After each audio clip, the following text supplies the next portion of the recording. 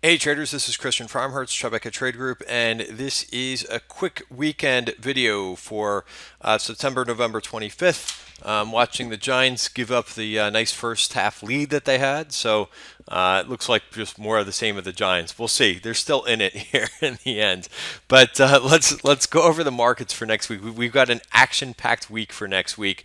We'll talk a little bit about last week's price action, which was horrendous, I would say. If you're if you're looking at this market in terms of overall, looking for a bullish entry, nothing really to be found and nothing to really hang your hat on in terms of last week, which is usually a seasonally strong week. So that kind of just, pours a little bit more salt in the wound in terms of, what we're seeing. Not even usually a pretty decent seasonally strong week, and we fell flat on our faces in terms of price action, and what we saw last week. So let me talk a little bit about. I'm going to jump back and forth into this because I want to talk about some catalyst type trades that I'm looking at for next week.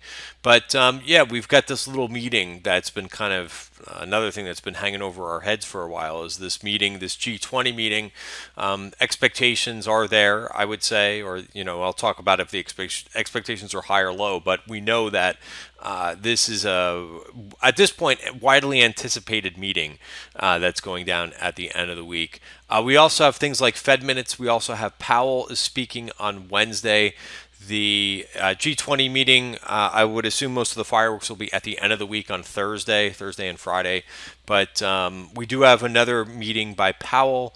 So, this is important because the market has, I don't have every time he's spoken, but every time there's been a Fed meeting, the market sells off.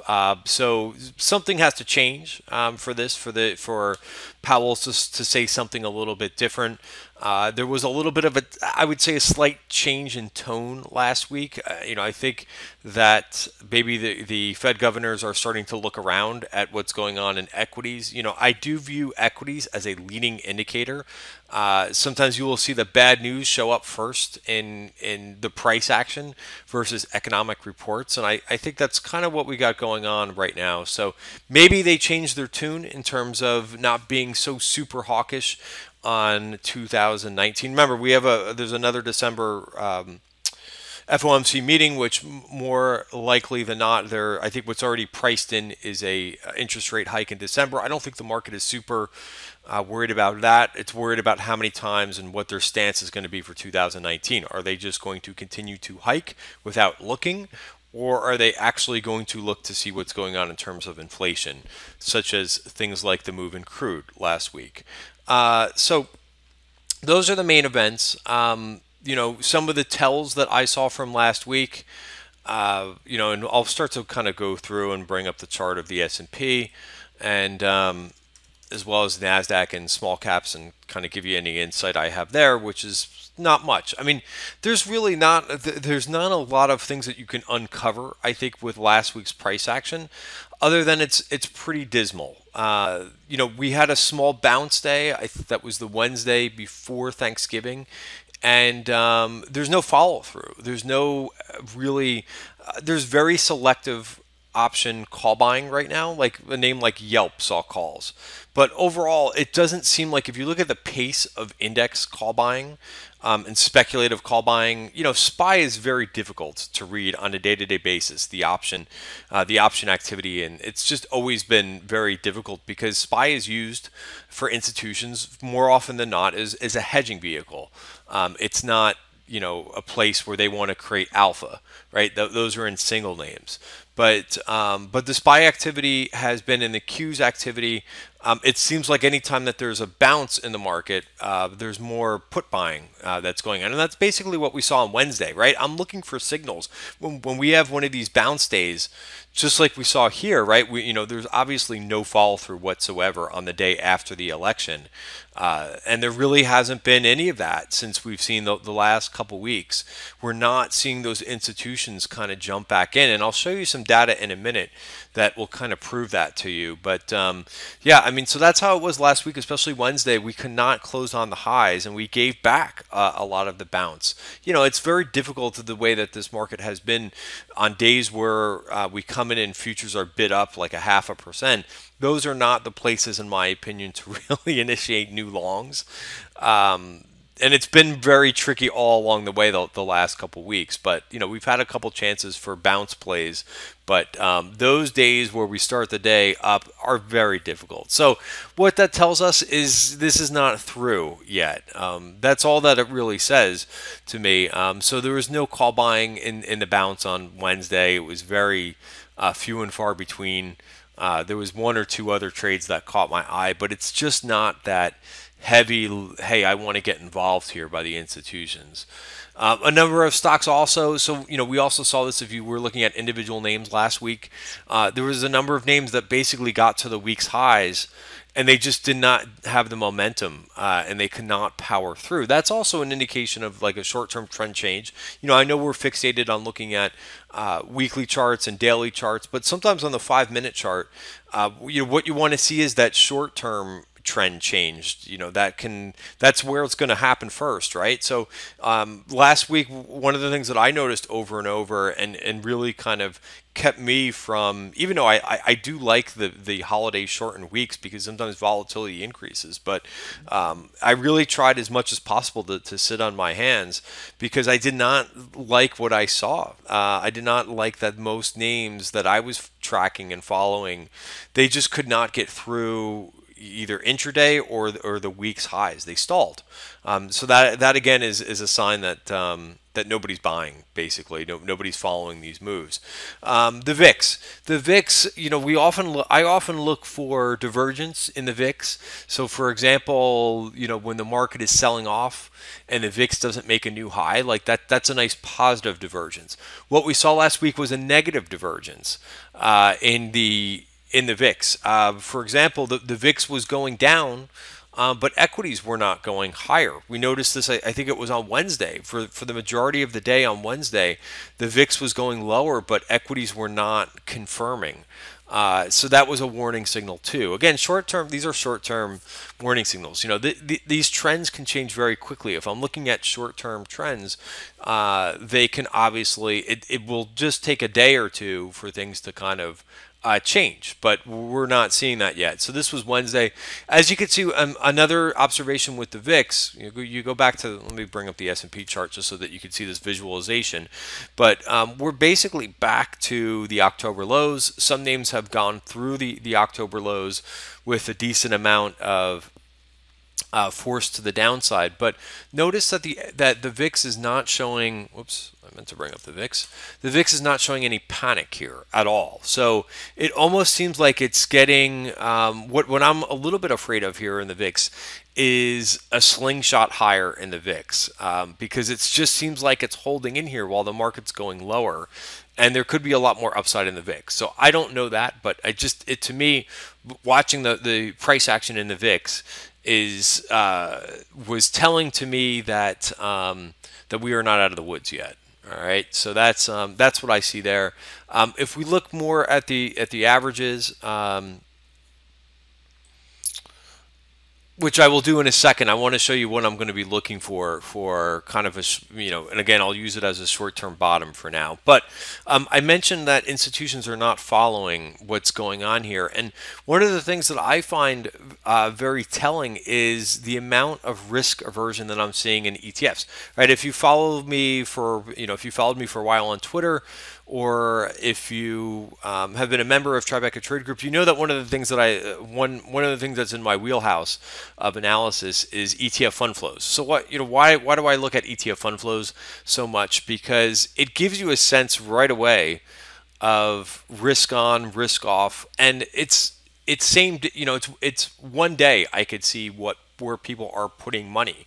I don't have to wait for, I know some people look at 13Fs, which are like 90 days delayed from what price action is, but you could really see what people are going into and out of, being it sector, being it country, being it fixed income. And just, the very next day, the numbers are reported. And this goes back to what I used to do as an institutional trader. Not only was I trading these names, but I was also, doing the reporting, the creating and redeeming myself. So I know that big money is in ETFs and can really move around a lot and show you what institutions and big retail investors are doing.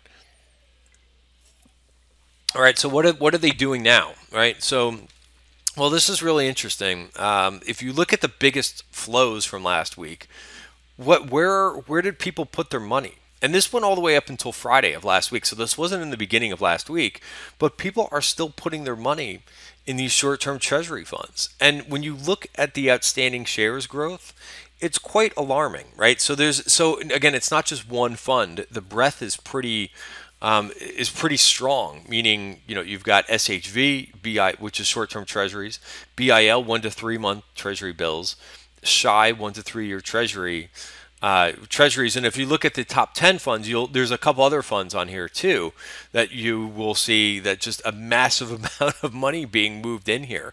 So if you look at the trend, and I'll show you what this looks like, a graphical representation of this too, but if you look at the biggest year-to-date fund flows, now you kind of have to add things up. You can't just look at the top inflows. So for example, what I mean is if you look at IEFA, what is this? It's International Developed Markets. If you couple this with its sister fund, which is EFA, you kind of have to net the two. In each category, you have to net the categories. Same thing with SPY, right? $15 billion of outflows year to date. But IVV is the sister fund, $16 billion. So when they net off, it's kind of nets to basically almost zero. Again, they're IVV, SPY, they just track the SPX. They're the exact same thing, except the only major difference is the management fee. IVV is cheaper than SPY, right? So that's more conditioned for long-term funds. So if you net the two of these, you'll find, so same thing with IEFA, $19 billion, and EFA, 12. So there is a net inflow of $7 billion. So there has been some money that has gone there year to date. But take a look at what's up here in terms of the top names. SHV, again, that's with the short-term treasury. And you can see the 1 week inflow. It's $9 billion have gone into this. So BIL is $5 billion. SHI is $5.5 billion. So there's a lot. I mean, this is a lot more than usual. So what helps kind of take a look at this is the chart of outstanding shares, which is, outstanding shares is basically in the investment. Take a look at the investment since the end of September. Look at October, November. I mean, this fund is just about darn near doubled in size in the last 2 months. So the issue with this is I tell you, I've never seen this before. I've never seen this much money, even from when I was an institutional trader and trading through this time. I've traded through, through the financial crisis back in 2007 to 2009, which volatility was a lot higher then. But look at what's going on here. There wasn't even that much. Now, these were newer funds back then.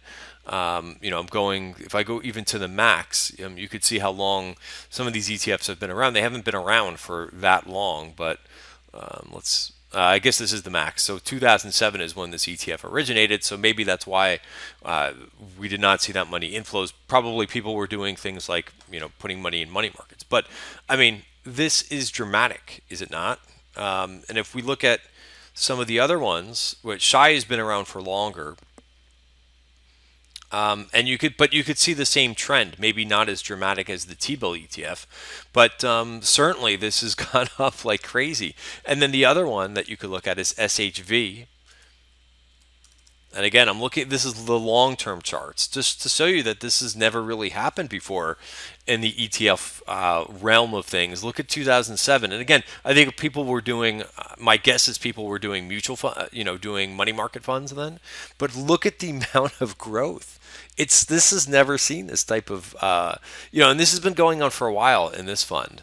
And there's no major attraction. This is viewed, in my opinion, is viewed as cash, right? So there's a lot of money that is left and has gone to the sidelines. So a couple observations and a couple takeaways from this. But yeah, I mean, you can look at the yield. These are not barn burning yields that you're seeing here, no big bargains, you're getting 1.5%. Yeah, so people would rather take the 1.5% right now than being invested in equities. So this happened. We saw a big week of inflows before the week of the election, the midterm election. There was a lot of so one thing that I have noticed now, I have not, like I said, I've not seen these inflows like this happen before, ever in the history of ETFs. But I have seen weeks where people are very risk averse, and generally it's before an event. So the takeaway from this is people do not, they just don't want the uncertainty of the G20 meeting is what I feel here. And obviously there's some other things going on here too, rather than just this week, but the overall just money, because this is not just a 1 week trend. This has been now going on pretty heavily since mid-September, end of September, the amount of risk aversion. So that's the two takeaways. One is that people don't want the risk this week of the G20. People are afraid, and I understand that. It's not people's jobs to speculate on what's going to happen. They would rather just say, "Hey, I don't want to be in it." To see what happens, and they'll wait until that uncertainty event is over, and then they may move back into equities. But I don't know if that's going to happen, but it's generally people do yank money when there is a big uncertain event that's happening.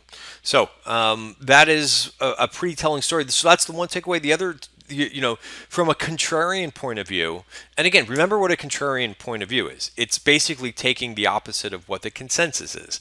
So it doesn't mean a contrarian view doesn't mean that everybody is doing something. It means, hey, if you really want to do the opposite of what everybody is doing, I issued, looking at these flows, considering I've never seen this much money, I would say that this is a contrarian buy signal for equities. This is a lot of money leaving. A lot of money leaving equities, and at this point, they're pretty washed out. Now, that's just one signal, right? This is only one of the criteria that I look at in terms of fund flows, in terms of just overall market analysis. But I mean, there's proof, right, of all this money that's been leaving the last 2 months. Whether it comes back in is a whole nother argument. But we know that right now equities are not over-owned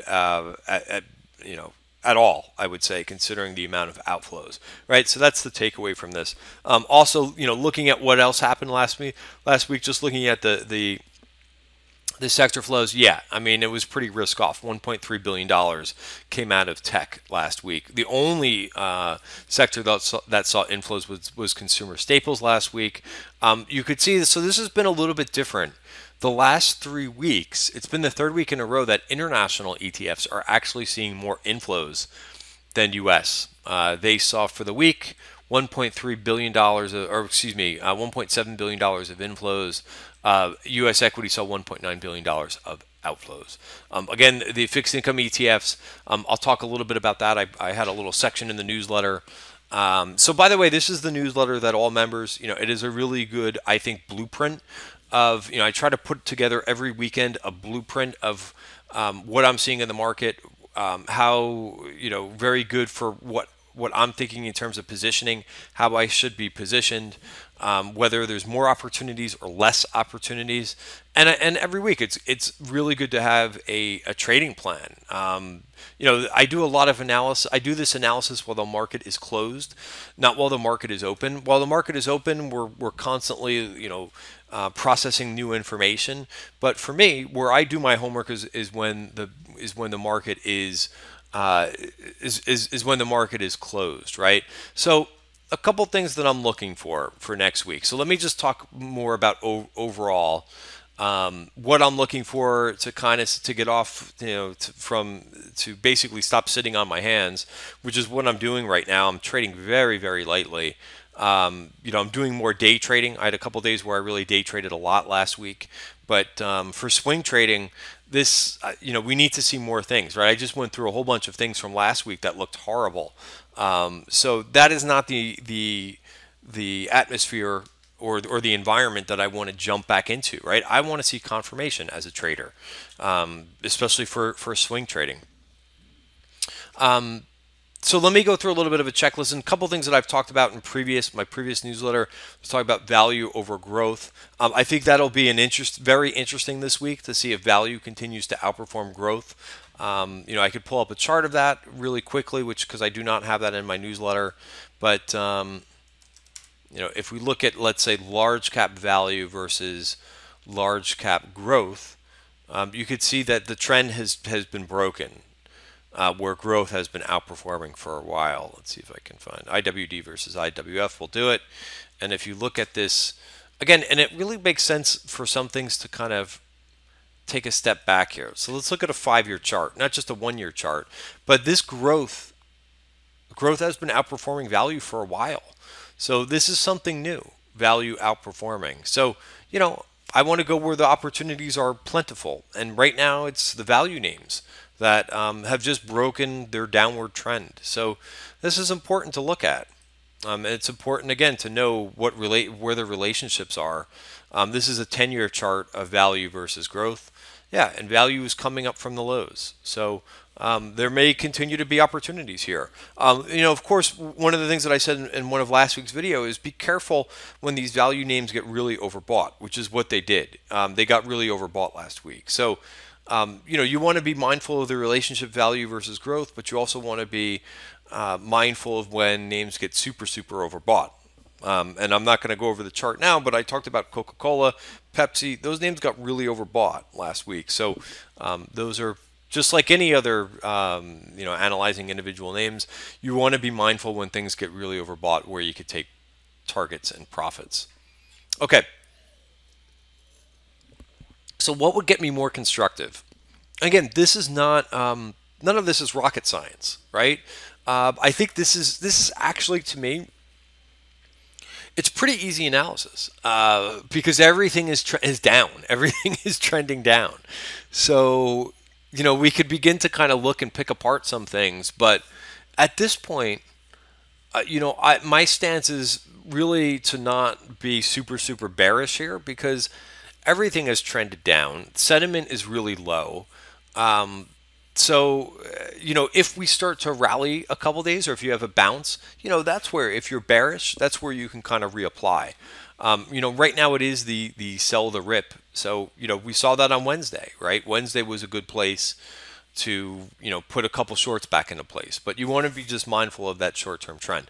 So one of the things that I'm looking for me to get more bullish, rather than pretty neutral, which is what I am right now,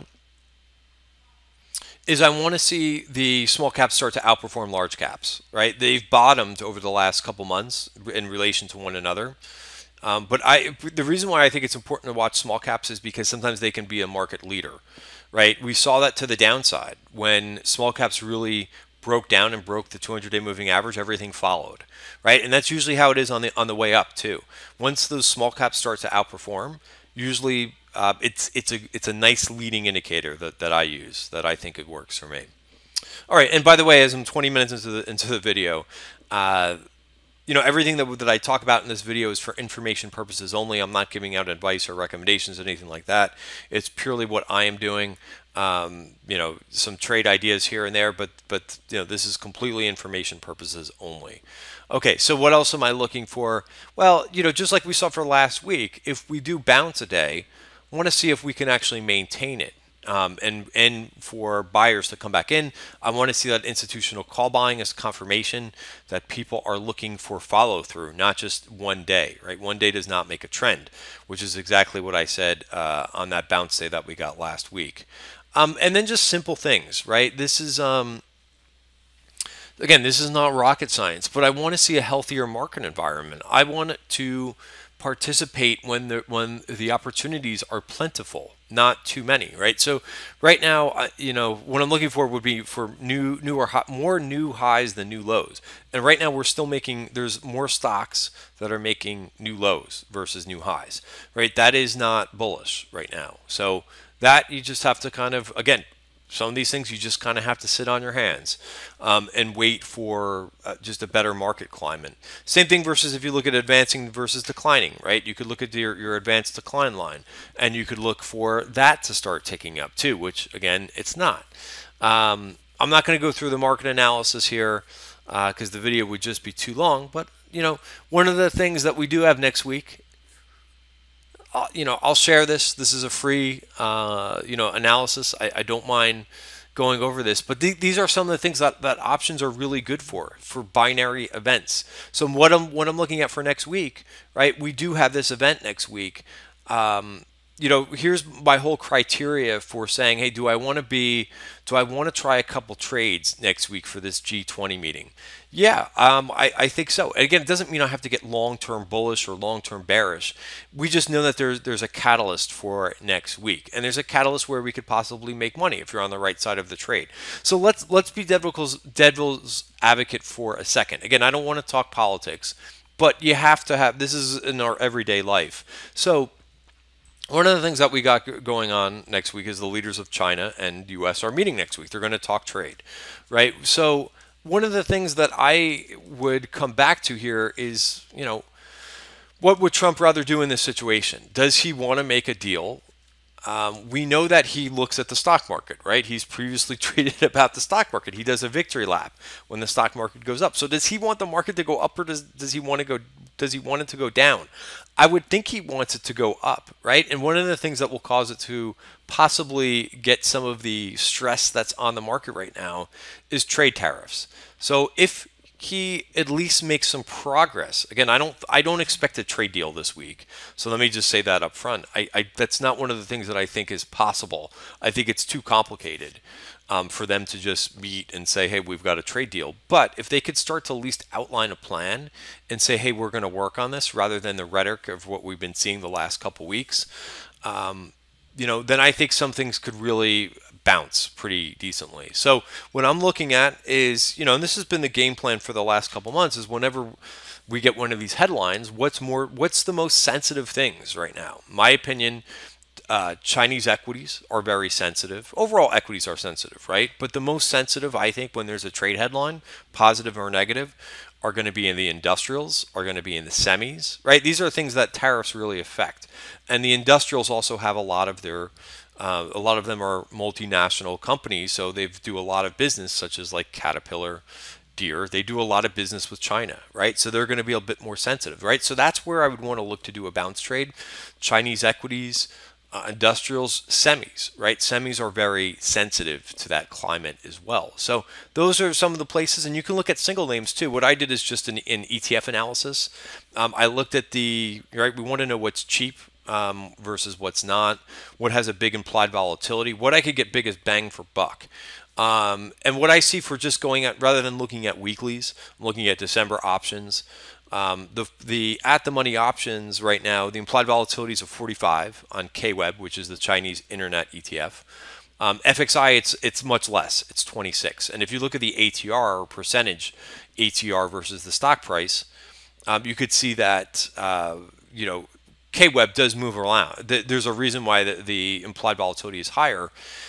It moves, and you'll see that day to day. Sometimes the Chinese internet ETF is the worst performer, and sometimes it's the biggest performer on your watch list because it's really sensitive. All right, so that may not be where I want to play with options, because I think that the implied volatility is 45%, right? And if you look at the overall S&P, it's about a 20 right now, which I think I have that someplace in here. Here it is. Right now, the SPY implied volatility is much higher than it normally is because the VIX is higher, right? So it's a 20 for December options.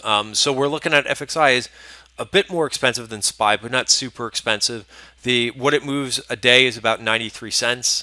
If you take that as a percentage of stock, the ATR versus percentage of stock price is about 2.31. So what I'm looking at is possibly the December 42 calls. So yeah, I'm looking for a decent move. You could buy those December 42 calls for 50 cents. I think that's a nice little binary trade, right? So binary, of course, meaning that it's either just like an earnings event. The premium is either going to be a winning trade or a losing trade, most likely. Now again, I don't know that for fact, but binary trade events, or when you're trading on events, it's either going to be the prices should go up a lot, or if it goes against you, the premium will go to zero. So I think FXI is a pretty good risk to reward situation, spending 50 cents per contract for if they happen to do something.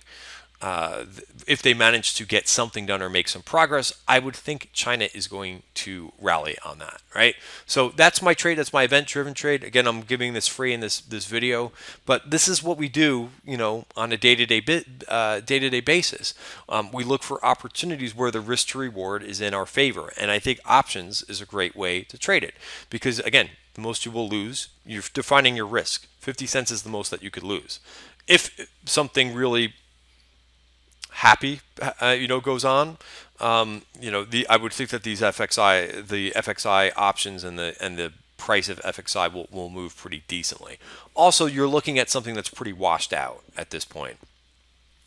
All right, so that's a quick trade idea for next week. Now, of course, whenever we're looking at this situation, being devil's advocate, we want to look at what happens if they don't get anything done. If we don't get anything done, right, everybody's looking for a capitulation low. I would have to say, just bring up, maybe you will see that.